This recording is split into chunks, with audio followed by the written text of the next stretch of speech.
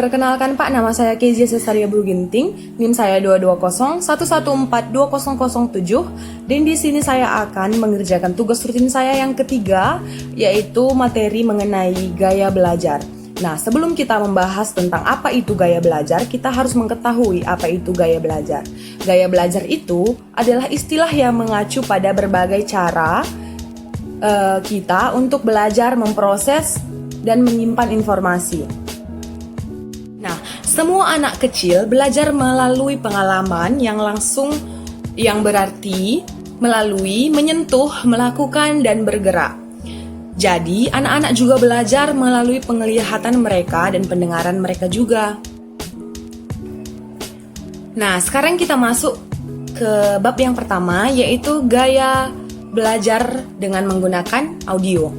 Gaya belajar dengan menggunakan audio ini biasanya anak yang belajar dengan metode audio paling bisa memahami materi dengan cepat dengan cara dia mendengarkan audio yang sudah kita berikan itu.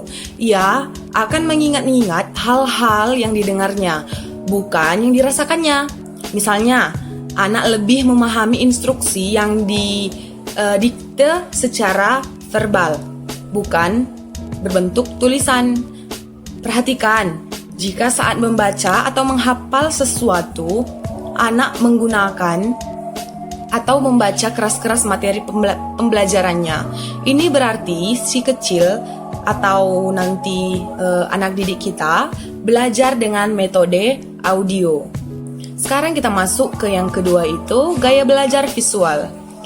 Gaya belajar visual ini biasanya anak yang paling baik mengintegrasi dan menetralisir informasi ketika diberikan kepada mereka dalam penggambaran gratis dari simbol-simbol yang bermakna atau dijelaskan sebagai gaya belajar visual.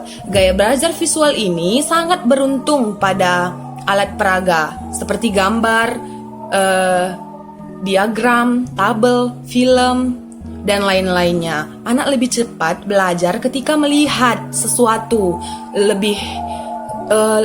dia lebih tanggap akan sesuatu itu jika dia melihat langsung seperti itu.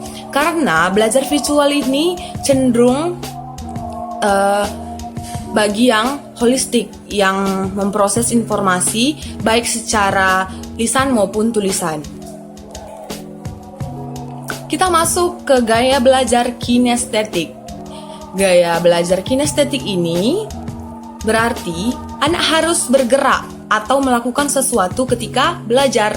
Anak dengan gaya ini paling cepat menyerap materi sambil dipraktekkan, misalnya beraktivitas di laboratorium, bermain drama, atau sekedar bermain game sambil belajar.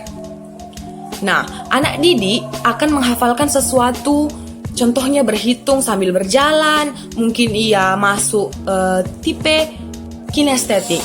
Anak yang belajar dengan metode kinestetik ini juga biasanya menggunakan gestur tertentu, seperti menggoyangkan kaki atau mengibaskan telapak tangan.